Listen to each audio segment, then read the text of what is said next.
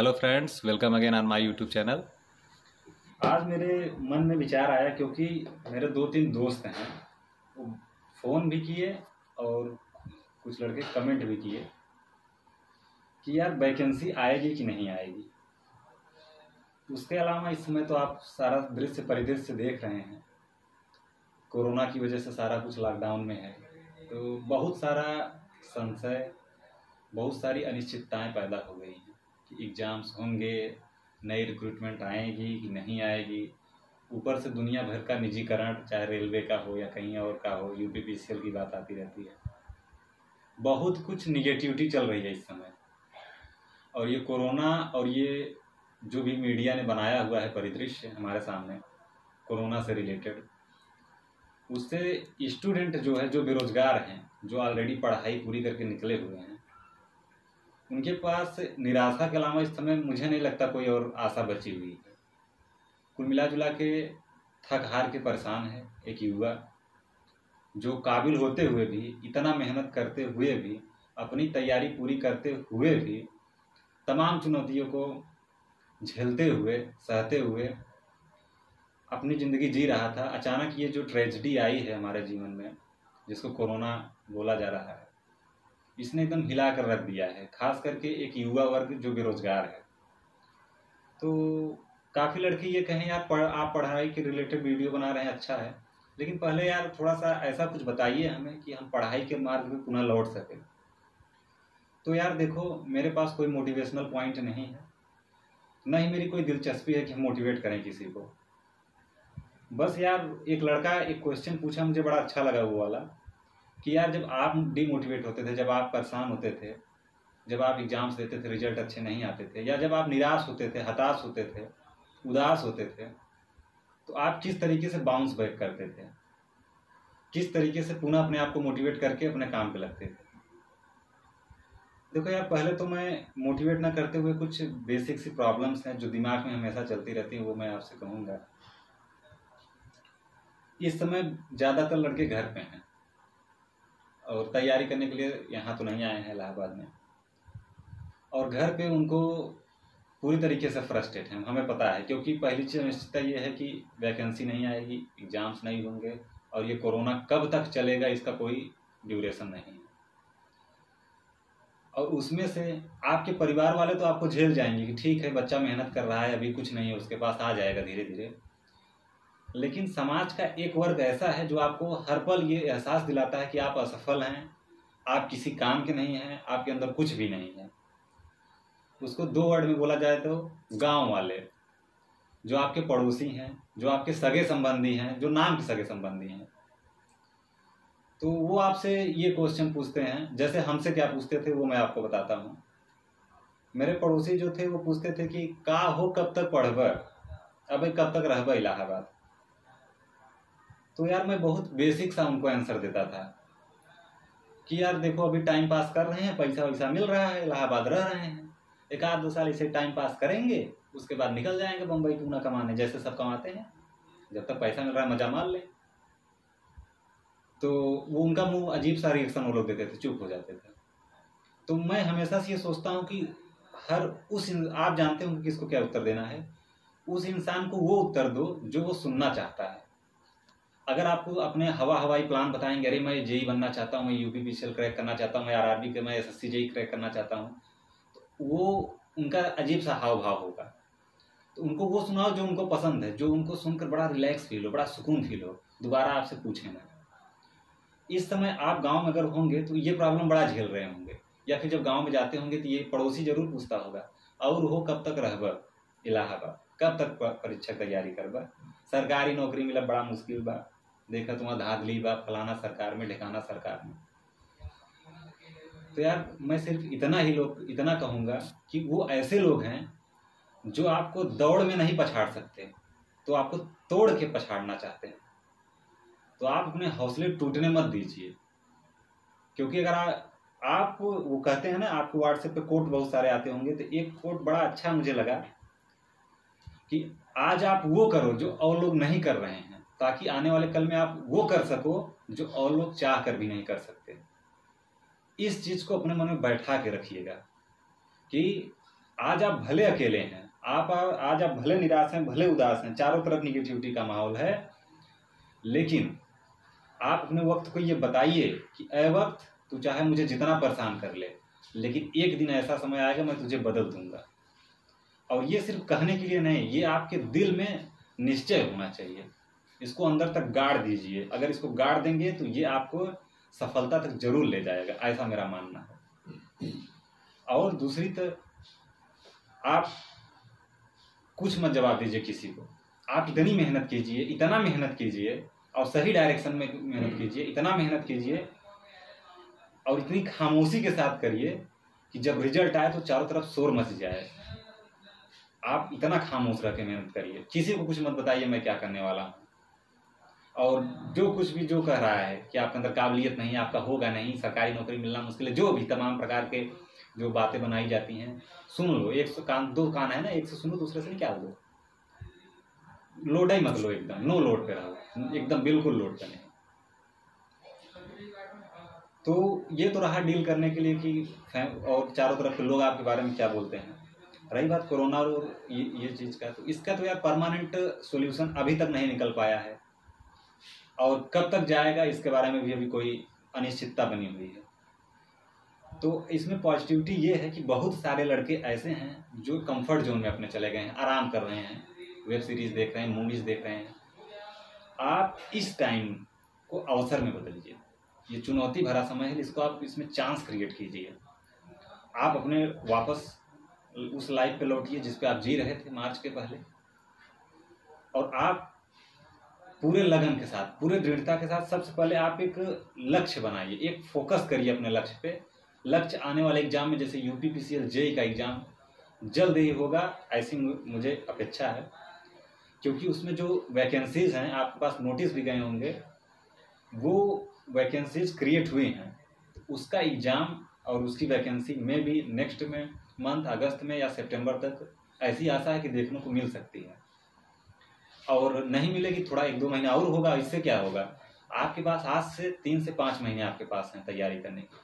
आप जितनी भी चीज़ें पढ़ी हैं उसको रिवाइज करने आइए, उस पर फोकस करिए, प्रॉपर स्ट्रेटजी बनाइए, प्रॉपर प्लानिंग कीजिए। जो लड़के आपके इर्द गिर्द सेलेक्ट हुए हैं उनसे थोड़ा सा मार्गदर्शन लीजिए। यूट्यूब पर बहुत सारे कंटेंट पड़े हैं, वहाँ से मार्गदर्शन लीजिए। कई सारे चैनल से बड़ा अच्छा पढ़ाते हैं।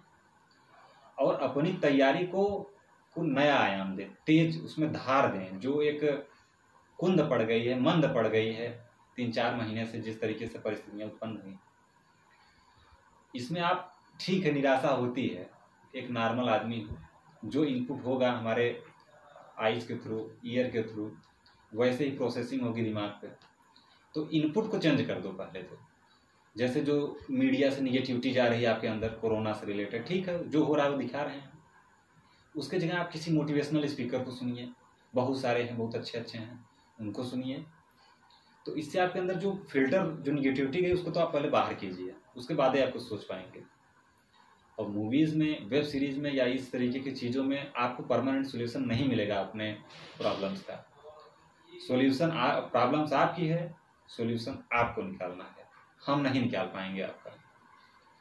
बस मैं ये कह सकता हूँ कि जिस दिन आपका सिलेक्शन होगा, जिस दिन उस पीडीएफ में आपका नाम आएगा, जिस दिन आप जिसकी एग्ज़ाम दे रहे हैं उसकी वेबसाइट में जब आप पीडीएफ खोलेंगे एग्ज़ाम के रिजल्ट का, उसमें आपका नाम होगा, उस दिन आपका सारा दर्द दूर हो जाएगा यार। उस दिन आपके मुंह से कुछ नहीं निकलेगा। आपकी भावनाएं और आपकी उस समय की जो फीलिंग्स है, जो इमोशंस है, वो आपको दिखाएगा कि आपने अपने बीते हुए जीवन में जो कुछ भी देखा, जो भी चुनौतियां आई, मुश्किलें आई, गलतियां की आपने, आज आप जो कुछ भी हो उन्हीं के बदौलत हो। तो और YouTube पर एक बड़ा अच्छा वीडियो है, गुलजार साहब ने उसको बोली है, अब्दुल कलाम की जीवनी है, श्री अब्दुल कलाम जी का। आप उस वीडियो को देखिए, 1 घंटे के अप्रॉक्स में है। मैं क्या करता था, जब मैं डिमोटिवेट होता था तो खाना बनाते समय वो वीडियो लगा देता था। YouTube पर है अब्दुल कलाम जीवनी, बायोग्राफी बाय गुलजार। तो बड़ा बढ़िया उन्होंने बताया है कि आप तृप्त हो जाएंगे, ऐसा लगता है मुझे सुनेंगे तो। और मुझे लगता है कि हम लोगों स्टूडेंट के लिए श्री अब्दुल कलाम जी से बढ़ करके और कोई बड़ा इंस्पिरेशनल हो नहीं सकता। एक बात और यार, मोटिवेशन जो होता है वो टेम्पररी होता है, थोड़े समय के लिए आपके ऊपर हावी रहेगा, उसके बाद ये मीट आउट हो जाता है। आप अंदर अपने अंदर इंस्पिरेशन पैदा कीजिए कि आपको जो आप हासिल करना चाहते हैं क्यों हासिल करना चाहते हैं, कौन सी ऐसी वजह है। अगर वो वजह स्ट्रांग होगी, वो वजह इतनी बड़ी होगी, इतनी मजबूत होगी कि आप उस वजह के लिए कुछ भी छोड़ने के लिए तैयार हैं, कुछ भी करने के लिए तैयार हैं, तो आपको पक्का है कि वो लक्ष्य मिलेगा ज़रूर, यदि आप प्राथमिकता पर वो रखते हैं तो। और बाकी पढ़ने के लिए तो बहुत सारे लोग पढ़ रहे हैं, आप देख ही रहे हैं। तो अपने आप को पहले तो इस निगेटिव भरे माहौल से बाहर लाइए। उसके लिए आप कुछ अच्छी बुक्स पढ़ सकते हैं, कुछ अच्छे यूट्यूब पे इतने अच्छे अच्छे कंटेंट हैं जिसकी कोई लिमिट नहीं है। इतने अच्छे अच्छे मोटिवेशनल स्पीकर हैं, उनको सुनिए। थोड़ा सा आपको जो ये निराशावादी माहौल है इससे आप बाहर आ जाएंगे। उसके बाद आप प्लानिंग कीजिए कि आपको करना क्या है। तो ऐसे मैं अपने आप को मोटिवेट रखता था, चीज़ें सुन करके, देख करके। ऐसा नहीं होता है, डीमोटिवेशन जो होना हमारा नॉर्मल पार्ट है हमारे जीवन का। ऐसा नहीं है कि कोई हमेशा मोटिवेटेड ही रह सकता है, या किसी को कभी ये हमेशा से ये रहे कि हम यार सफल हो जाएंगे, मेरा सिलेक्शन हो जाएगा। अनिश्चितताएं हर किसी के मन में होती हैं और होना भी चाहिए, इससे पुनर्विचार करने का एक मौका मिलता है। और यार सिर्फ यही कहूँगा कि आप टेंशन तो होता है, ये तो स्वाभाविक है, होता है, लेकिन आप वो कहते हैं ना, बहुत सारे कितने मोटिवेशनल कोट हैं कि आप अपने हौसलों को ये मत बताइए कि मुश्किलें कितनी बड़ी हैं, आप मुश्किलों को बताइए कि आपके हौसले कितने बड़े हैं। इस तरीके का आपका एटीट्यूड होगा तो आपके ऊपर कोई भी निगेटिविटी हावी नहीं आएगी, लेकिन आप उसको मीट आउट कर जाएंगे, उसको छोड़ जाएंगे, उसको छोड़ के आगे बढ़ जाएंगे। और यही कहूँगा यार कि जब भी असफल हो, जब भी हताश हो, जब भी निराश हो, यही कहा करो कि एक ना एक दिन तो हासिल कर ही लूँगा मंजिल, ठोकरें जहर तो नहीं जो खा के मर जाऊँगा। दूसरी चीज़, आपके अंदर लड़ने की डिजायर होनी चाहिए, लड़ने की इच्छा शक्ति होनी चाहिए। अगर आप लड़ना जानते हैं, अगर आप एक योद्धा हैं, आप जीत जाएंगे, इसमें कोई दो राय नहीं है। और इस समय के माहौल में तो थोड़ा सा धैर्य बना के रखिए, इसको अपने ऊपर हावी मत होने दीजिए, इसके ऊपर आप अपने हौसले थोपिए। आपका फोकस वहीं होना चाहिए जिस एग्जाम की आप तैयारी कर रहे हैं, उससे हटना नहीं चाहिए। तो कुछ इस तरीके की चीज़, जाते जाते मैं सिर्फ आपसे चंद लाइनें हैं जो मुझे बड़ा अच्छा लगा कि आप किसी चीज़ के लिए मत पछताइए जो आपको छोड़ रहे हैं आज आपकी हाल पे, आपकी स्थितियों पे। कुछ ऐसा करिए कि वो बाद में पछताएं कि आपको उन्होंने छोड़ दिया। दूसरी चीज़, आप हार मत मानिए। अगर आप हारना और जीतना ये हमारे ब्रेन पर निर्भर करता है, हमारी सोच पर निर्भर करता है। अगर आप मान लेंगे तो हार होगी, और अगर ठान लेंगे तो पक्का है जीत होगी। दूसरी चीज़ कि बहुत सारे कोट हैं, बहुत सारी मोटिवेशनल कहानियां हैं। कुछ मोटिवेशनल नाम मैं लेना चाहता हूँ। अरुणिमा सिन्हा, इस लड़की के बारे में यहीं यूपी के किसी जिले के अम्बेडकर नगर की हैं शायद। उसके दोनों पैर कट गए ट्रेन एक्सीडेंट में, लेकिन आज वो एशिया की और यूरोप की सारी जितनी भी चोटियां हैं, पर्वतारोही वो बनी है। सोचिए, उसने सभी माउंटेन एवरेस्ट हुआ, माउंटेन विंसन हुआ, अभी अंटार्कटिका में वो फतेह की है। सोचो, एक इंसान के पास पैर नहीं है, प्रोस्थेटिक लेग है उसके पास, आर्टिफिशियल लेग है, उसके द्वारा वो इतनी बड़ी चढ़ाई चढ़ रही है। यार वो लोग इतना कुछ कर सकते हैं इतने अपोजिट परिस्थितियों में कि पैर नहीं है, और वो ऐसे 8,848 मीटर पर जहाँ पे ऑक्सीजन नहीं, वहाँ आप चढ़ने का वो साहस रख सकते हैं।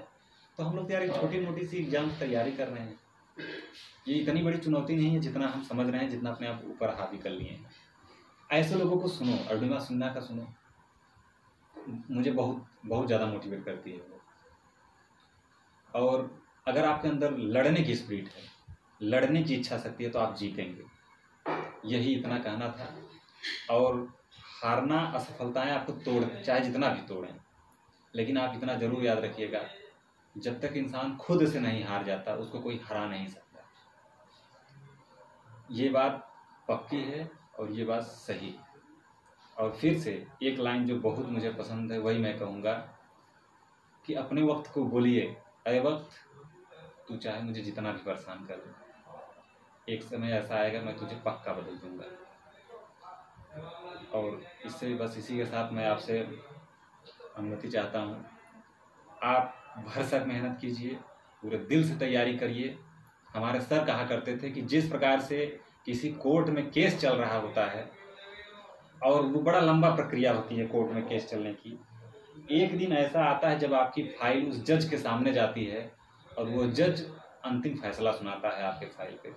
ठीक उसी तरीके से ईश्वर में विश्वास रखिए और ये आप सोचिए कि आपका जो दर्द है, जो आपकी परिस्थितियां हैं, जो आपकी उदासी है, जो आपके सहन कर रहे हैं जो आप इन चुनौतियों को, वो देख रहा है और एक दिन आपकी भी फाइल उसके पास पहुंचेगी और वो साइन करेगा और आपके पक्ष में फैसला सुनाएगा। और वो दिन वास्तव में बहुत खूबसूरत होगा। आपको ऐसा लगेगा कि चारों तरफ जितनी भी चीज़ें हैं आपको देख के मुस्कुरा रही हैं, आपके खुशी में शामिल हो रही हैं। बस इसके साथ ही आपको शुभकामनाएं देता हूँ। आप लगे रहिए,